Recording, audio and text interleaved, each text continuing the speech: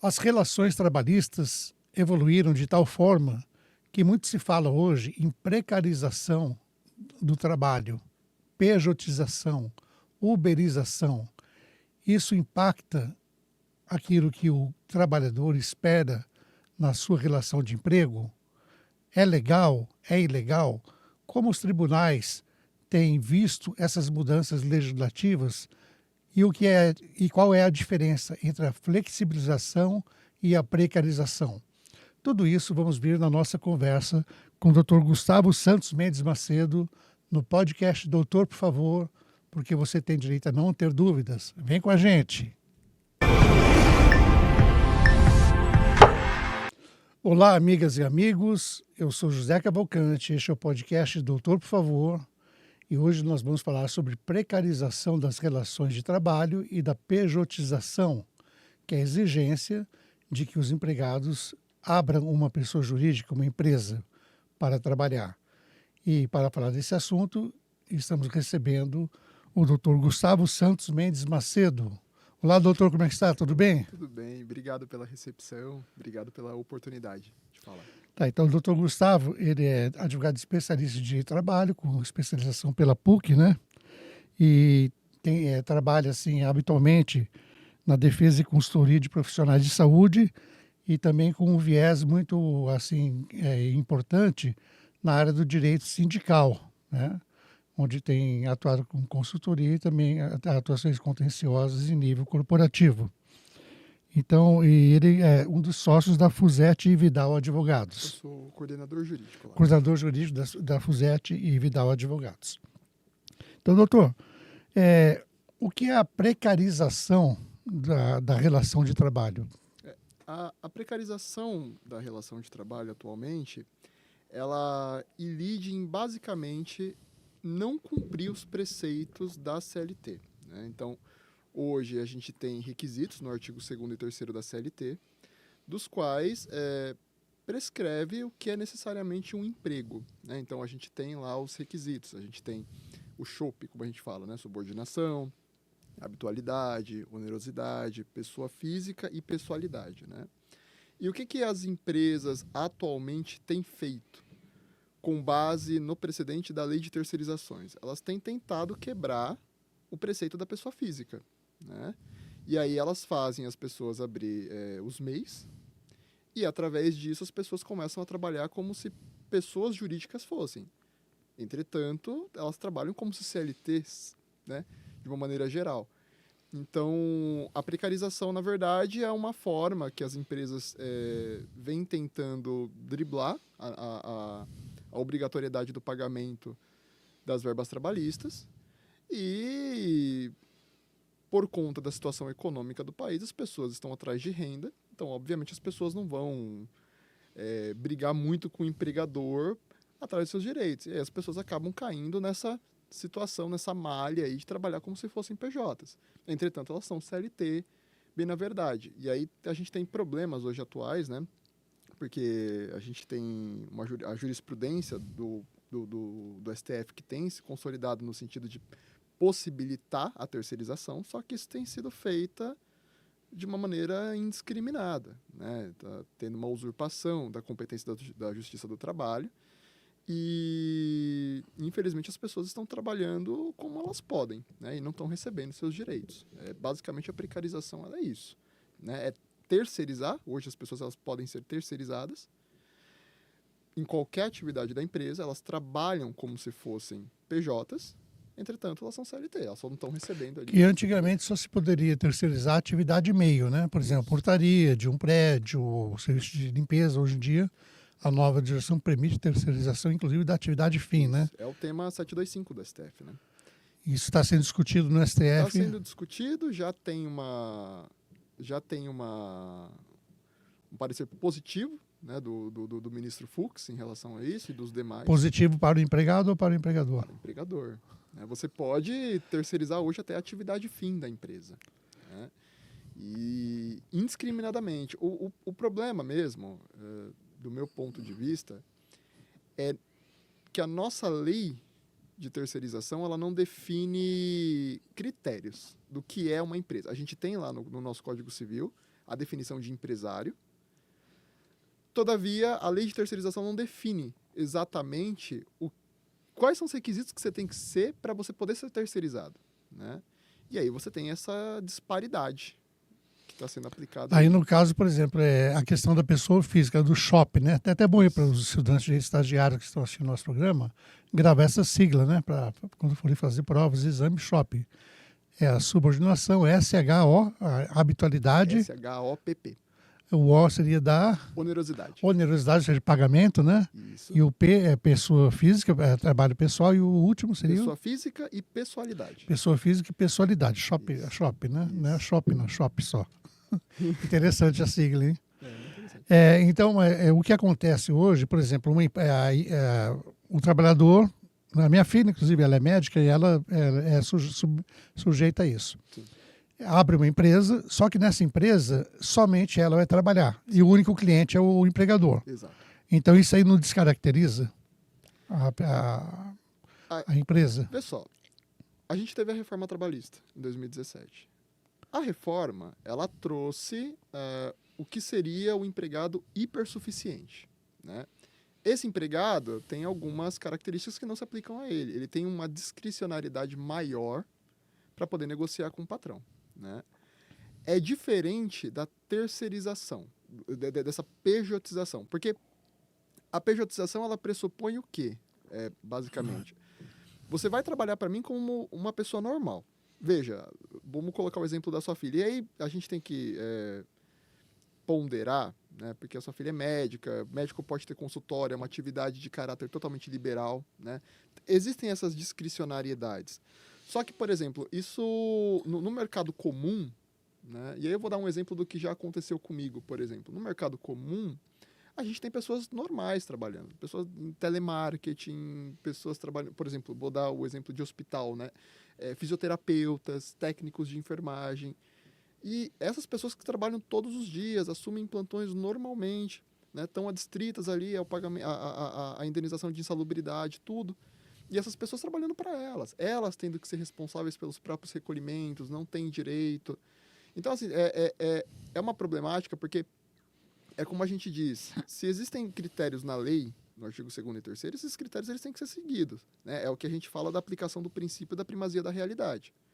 Então, se a pessoa trabalha como se CLT ela fosse, né, no momento que você entra com uma reclamação trabalhista ali para pleitear o vínculo de trabalho, o juiz vai verificar, eventualmente, se esses requisitos aí que eu mencionei, o SHOP, é atendido ali, né, na ação. E aí o vínculo ele é estabelecido. O problema é que esses precedentes do STF, com essa questão de que você pode terceirizar qualquer atividade, tem danificado o direito propriamente dito, né? Então as pessoas elas estão se precarizando. As pessoas estão hoje entrando num trabalho e não tendo perspectiva se vão continuar ou não. Estão sendo dispensadas como um mero prestador de serviço. E aí tem um problema, existe um contexto histórico do porquê a CLT existe, né? Lá em 1945, as pessoas entrando naquela precarização de trabalho, a falta de estabilidade brasileira, Getúlio foi, né? Ele teve que instaurar esse plano de CLT para trazer que já vinha do direito inglês, né? Do direito alemão. Alemão, né? Isso, a CLT. Tem toda a questão da Revolução Industrial, né? da encíclica Rerum Novarum na época. Então, o mundo vem numa questão de regulamentação e hoje a gente está dando a volta, né? Porque a gente tem um mercado chinês crescendo, a gente tem um monte de coisa acontecendo e as precarizações estão aí, né? Enfim, acabando com as relações de emprego. Aí eu vou dar um exemplo, né, do que já aconteceu comigo. Por exemplo, eu já trabalhei como SDR, que é uma espécie de um assistente de telemarketing. Ele vende. Só que na época, para poder aceitar o emprego, a empresa, que é uma startup, isso é muito comum hoje nas startups, pedem para você abrir o MEI. Então elas quebram essa característica da pessoalidade e da pessoa física para que você trabalhe como um PJ, né? E aí a empresa faliu, todo mundo sai com uma mão na frente e outra atrás, você não tem direito a nada, em tese. E nesse caso da MEI, né, que é exigida, Então, para quem não conhece o termo pejotização, vem de PJ, pessoa jurídica. O empregado é obrigado a se transformar de uma pessoa física em pessoa jurídica, por isso é PJ. Então, pejotização veio dessa característica, né? E no caso assim dessa pejotização, isso também tem um impacto muito grande que nas relações previdenciárias, nos direitos previdenciários, e como que isso afeta, né, A essa área. conta é muito simples, né? Inclusive tem uma matéria da BBC, depois eu posso até encaminhar o link, que aí fica mais fácil de você fazer a menção na descrição dos comentários, eventualmente, né? Hoje, por conta desse fenômeno de uberização, hoje a gente tem a Uber, tem o iFood, tem diversas outras empresas que trabalham por meio de aplicativo, tem muitas pessoas trabalhando ali nesse meio e elas estão trabalhando na informalidade, digamos assim, né? E essas pessoas não recolhem a Previdência. E veja que é obrigação, é meio legal, né? Todo mundo é responsável pela manutenção da Previdência. Todo mundo, né? Todo mundo tem que recolher, todo mundo é responsável. Porque a Previdência, ela não é como se você pagasse hoje a Previdência para garantir a sua aposentadoria amanhã. Não é assim. As gerações mais novas, elas vão sustentando a Previdência para que nós, no futuro, possamos nos aposentar. É assim que funciona. Eu pago a aposentadoria do idoso hoje, né?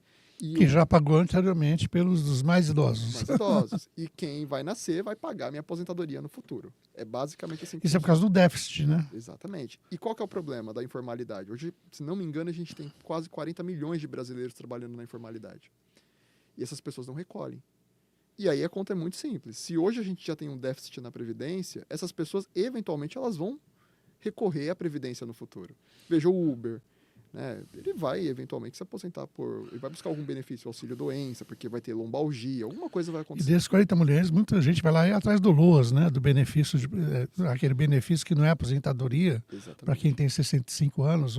Exatamente. E se hoje as pessoas não recolhem, como é que vai ser no futuro? Imagina, 40 milhões de pessoas na informalidade. 40 milhões de pessoas não recolhendo para a Previdência. Né? Então, como é que vai ser a situação no futuro? Vai quebrar. Vai quebrar. E a situação, mais uma vez, a situação de precarização, porque também nem todo mundo recolhe MEI.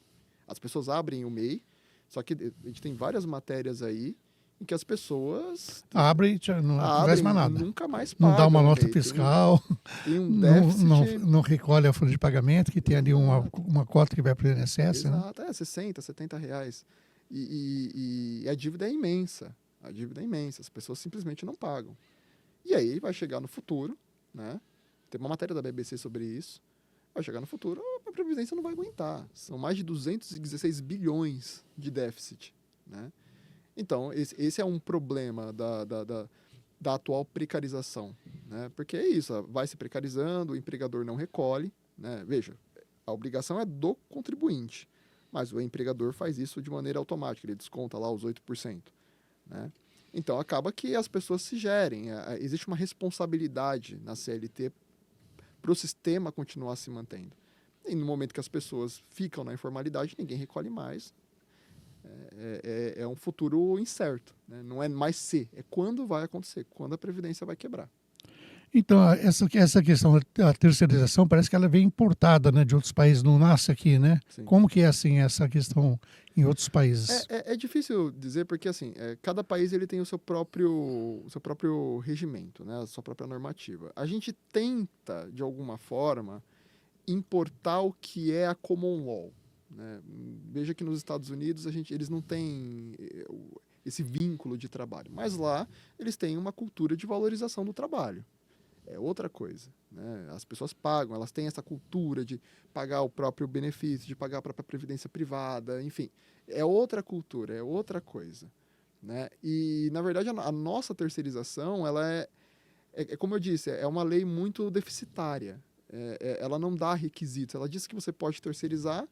Você pode hoje terceirizar a atividade fim, você pode colocar qualquer pessoa que em tese tem especialidade para assumir aquele determinado cargo, né, aquela determinada incumbência da empresa, e assim a coisa toca, né? E como eu disse, não existe definição de quem poderia ser. Porque, por exemplo, ao meu ver, uma pessoa para poder ser terceirizada, ela tem que primeiro ter a característica de empresário, ela tem que ter estabelecimento organizado, com atividade lucrativa, né? Ela tem que ter corpo, propriamente dito.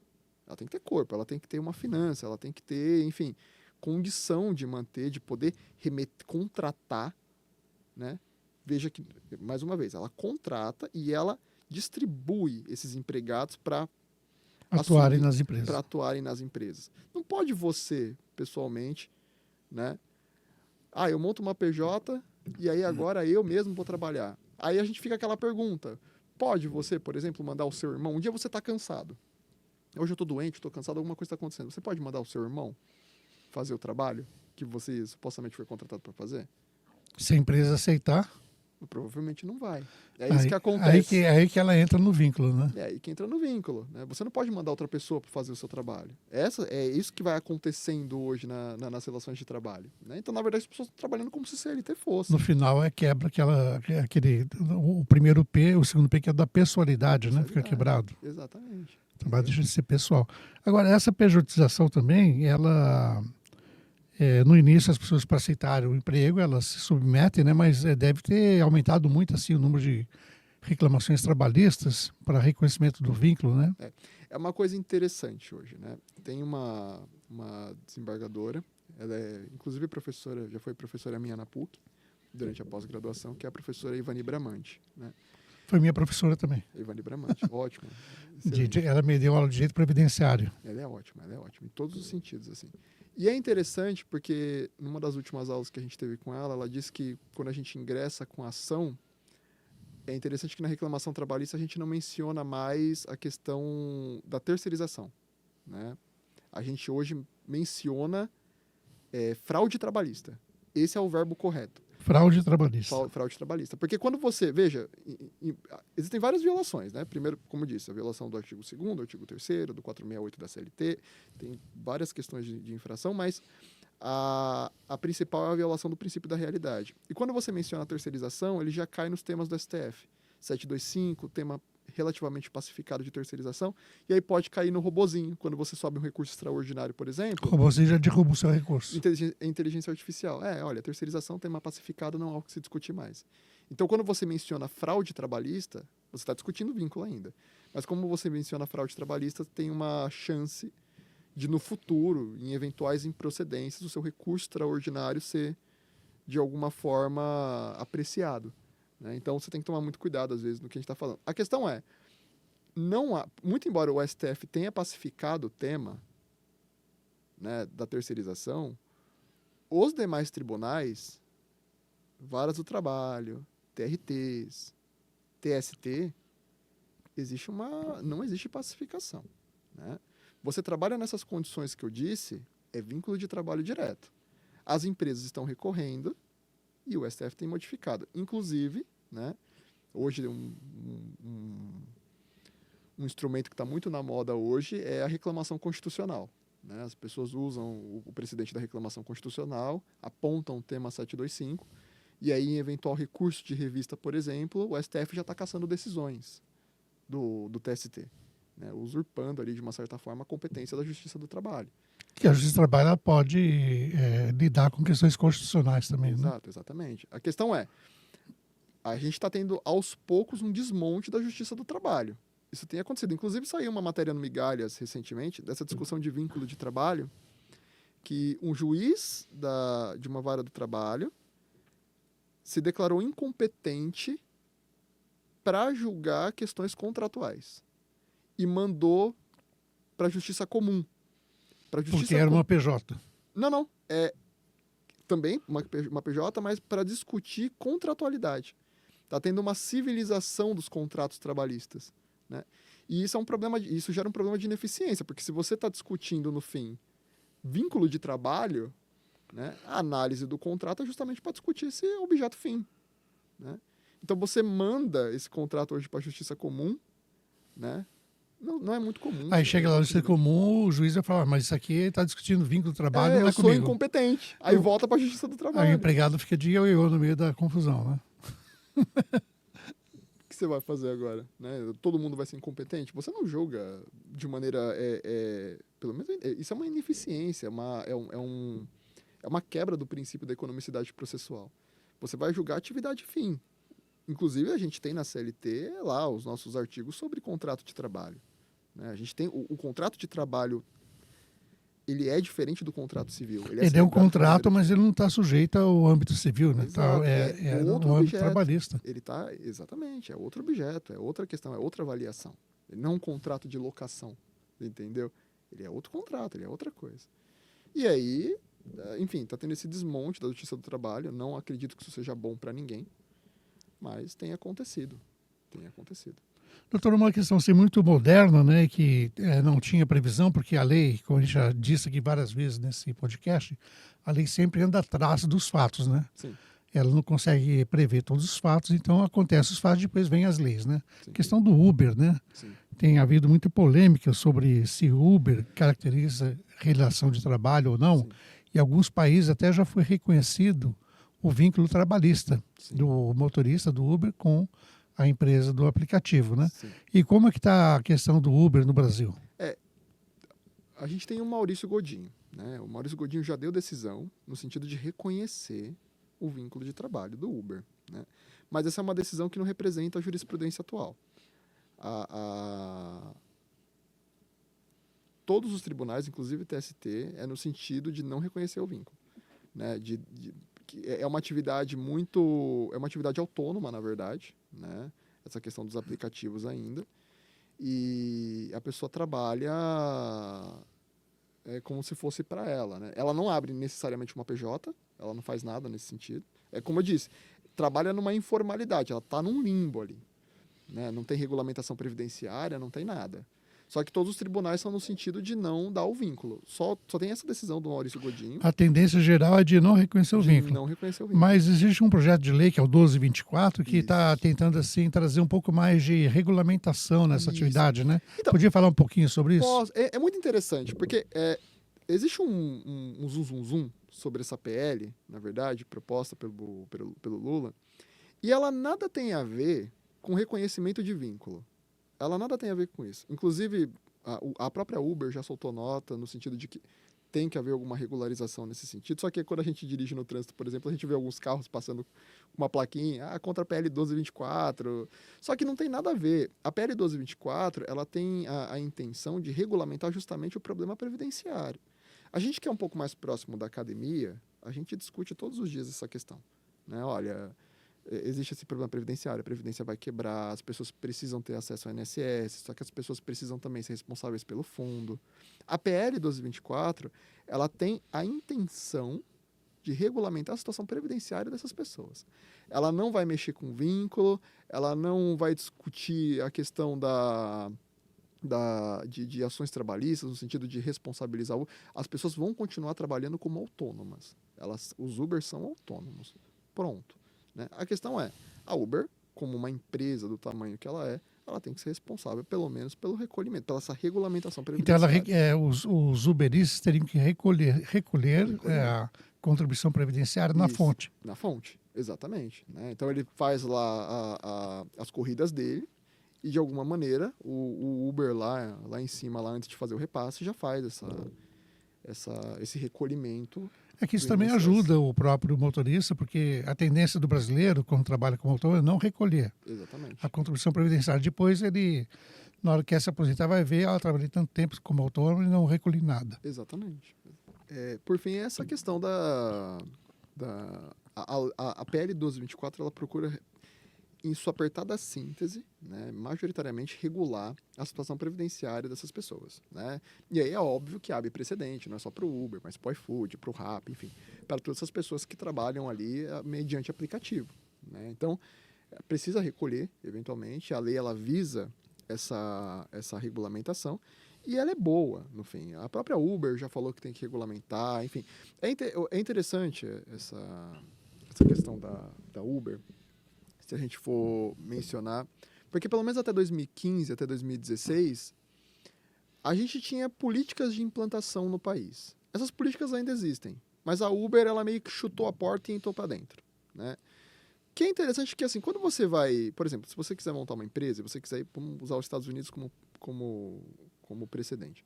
Se você quiser ir lá, você vai para Nova York, você quer montar um jornal, você quer montar o seu podcast lá, você vai ter que buscar a regulamentação do país. Você tem que saber se a sua atividade ela é compatível ou não com a lei. Se você, enfim, pode investir ou não. É assim que funciona. Isso são regras de compliance, ESG e governança, né?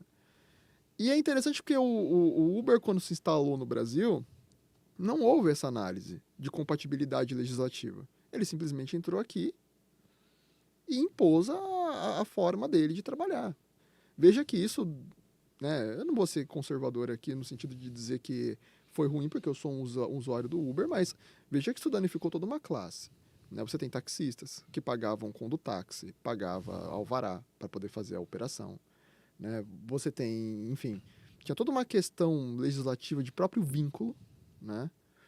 E que a Uber entrou aqui e instalou a sua própria forma de trabalhar. A Uber é importante, ela tem uma... Mas no final, o que aconteceu é que muita gente aderiu e acho que ela ganhou uma força com isso, né? Exatamente, porque, veja, a gente tem um problema econômico no país. A gente tem desemprego, né, à torta e à direita. Então as pessoas obtêm renda através do Uber, isso é importante.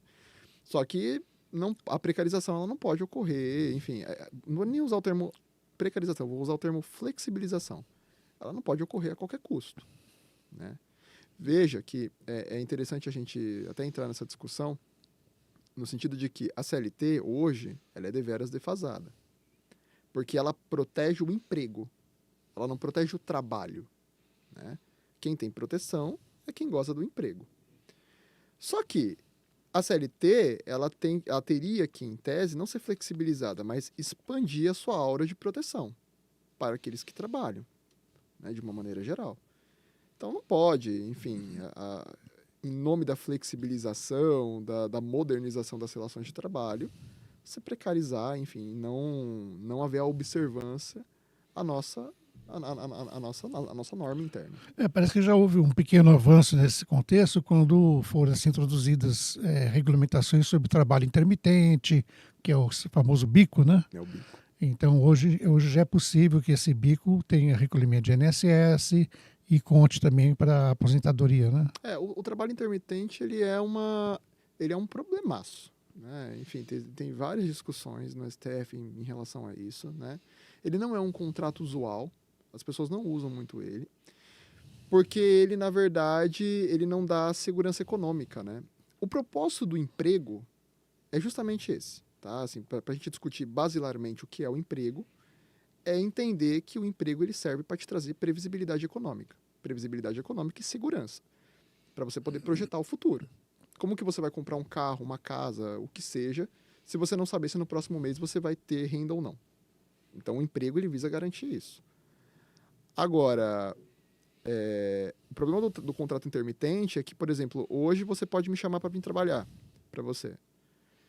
E aí, amanhã, eu posso não estar trabalhando aqui mais. E aí, o contrato fica suspenso. Eu fico sobre... não é exatamente o verbo correto de se usar, mas eu ficaria sobre aviso sem regulamentação, sem recolhimento, sem salário. Sem quando eu quiser, eu te chamo, você vem se puder, né? Aí eu reativo o contrato. Então, e esse contrato pode durar 1, 2 meses. E aí eu fecho o contrato novamente. E o recolhimento é feito no final do mês, no caso de todas as sim. chamadas. Os recolhimentos eles são feitos enquanto o contrato intermitente ele estiver ativo. Então, você pode ir lá no e-social e abrir e reabrir esse contrato. Só que isso gera enfim, é como eu te disse, ele não gera previsibilidade para o trabalhor. É que na prática também o que esse contrato parece que vai gerar mais do que dinheiro para o INSS, né? Que o trabalhador que faz bico, por exemplo, eu tenho uma cliente, né, que ela é diarista. Sim. E ela cobra bem, trabalha nos jardins, e ela ganha por mês, fazendo diárias, Sim. uns R$8.000. Sim. E ela não vai ter interesse em recolher para o INSS por tudo isso. Talvez ela recolha, mas com valor menor, né? Sim. Ela tem vários clientes, no caso. Ela tem múltiplos clientes. Ela tem um por dia de semana, mas ela cobra bem, né? Uhum. E ela recebe bem. Aí, no caso dela, ela seria uma pessoa autônoma, né? Ela vai trabalhar autônoma e aí, nesse caso, ela é responsável pelo próprio recolhimento. Ela vai lá, compra o carnezinho, né? E ela vai pagando o carnezinho dela. Aí, veja, não tem uma vedação para isso. As pessoas elas podem trabalhar... Mas seria uma atividade que poderia ser incluída no contrato intermitente, né? Eu acho que não. A proposta do contrato intermitente não é exatamente essa. A proposta do contrato intermitente é manter o vínculo, né? É você ter uma pessoa trabalhando para você com habitualidade. que não se encaixa necessariamente na função da diarista, né? Porque a diarista ela seria uma prestadora de serviço. O contrato intermitente, ele visa que você trabalhe durante um período contínuo para a pessoa. Então, por exemplo, você contrata uma equipe para fazer as suas... vou usar Picos de produção, as coisas assim. Exatamente. E aí você precisa desse contrato sendo gerido por 3, 4 meses seguidos. E aí, no momento que a sua atividade acabou, você interrompe o contrato. Ele tem uma característica de sazonalidade. A sazonalidade ele se aplica melhor ao que seria ao contrato intermitente, né? Então, tem empresas que só abrem no Natal, por exemplo. Aí você vai contratar ali aquele prestador de serviço com um contrato intermitente, né? Que aí já fura aquela questão da necessidade do contrato de experiência, enfim. Ele é um contrato temporário, digamos assim, né? Essa é a característica primária do contrato intermitente, né? O doutor falou aqui de precarização e flexibilização, né? Qual seria a diferença entre os dois A conceitos? princípio, no Brasil, nenhuma. Flexibilização está sendo aplicado como precarização. Ponto. É a mesma coisa, né? Em detrimento de não pagar ali as verbas, de ter um alívio econômico, as empresas estão, sobre a argumentação de flexibilização das relações de trabalho, precarizando a relação, né? Então, aqui no Brasil, não tem. Flexibilização seria no sentido assim, se a gente fosse aplicar... Hoje, a reforma trabalhista ela trouxe diversos instrumentos que as empresas podem aplicar como táticas de diminuição de custos. Ela pode fazer. Hoje, a empresa pode celebrar um acordo individual com as pessoas. Não tem problema. Hoje, você tem aí a regulamentação do banco de horas. As empresas podem... Pode ser contratado até entre o empregado e a empresa diretamente também hoje. Exatamente, né? Exatamente. Então, hoje a empresa tem diversas ferramentas. Hoje tem Short Friday, que a gente chama. A gente tem diversas ferramentas que as empresas podem aplicar. Isso são flexibilizações. Tem o home office, né? Porque veja que o funcionário de home office, a empresa não necessariamente precisa, por exemplo, pagar ali o vale transporte, por exemplo, né? Então, existem ferramentas que as empresas podem usar hoje para flexibilizar a relação de trabalho, deixar ela menos onerosa e não necessariamente infringir o que o nosso ordenamento jurídico pede. Isso seriam táticas de flexibilização, né? Aplicar o endomarketing hoje, né? Fazer que a relação se torne mais leve, enfim. A gente não precisa mais ter, hoje, com a tecnologia, esse contrato de 8 horas diárias. Dá para fazer menos. As coisas podem... Existe ferramenta nesse sentido, mas é como eu disse, o espectro de flexibilização ele não pode se converter em precarização, porque aí a gente tem uma usurpação da competência do trabalho, do que a lei prescreve, e isso afeta a vida do trabalhador de maneira geral. Então, é o que vira uma fraude trabalhista, né? No dizer da professora, hoje desembargadora, Ivani Contini Bramante, né? Exatamente. Um abraço aí para ela. Eu já fiz o convite para ela, estou aguardando ela aparecer aqui no nosso podcast. Acho que agora está mais complicado, né? Ela é um amor de pessoa. É muito boa professora, né? Isso. E muito boa pessoa também. Exatamente. Bom, doutor, foi um prazer recebê-lo aqui, né? Prazer é tudo. E eu tenho certeza que quem viu essa conversa deve ter gostado muito. E queria pedir para deixar o seu melhor contato aí, né? Para quem quiser conversar mais sobre o assunto. Você sabe que eu estou num caminho de desenvolvimento de um podcast, né? Só que eu ainda não tive tempo hábil para poder sentar e, enfim, desenhar as coisas como tem que ser, né? Mas sigam a página Santos no Direito, se puderem, tá no Instagram. Santos no Direito. Santos no Direito. E aí puder acessar, vão entrando lá, que mais cedo ou mais tarde eu coloco um conteúdo. É @Santos no Direito. Isso, é no Instagram, @Santos no Direito. Ah, ótimo, então é bem fácil de guardar, né? Bem fácil de guardar. E ali, qualquer coisa, manda um direct ali, né? Que tá tudo bem. Tá tudo Doutor, bem. então, obrigado mais uma vez. Então, este foi o podcast, doutor. Por favor, para quem ainda não se inscreveu no canal, pedimos que se inscrevam, ative o sininho para notificações, deixem seus comentários, likes, perguntas adicionais, né? E até a próxima.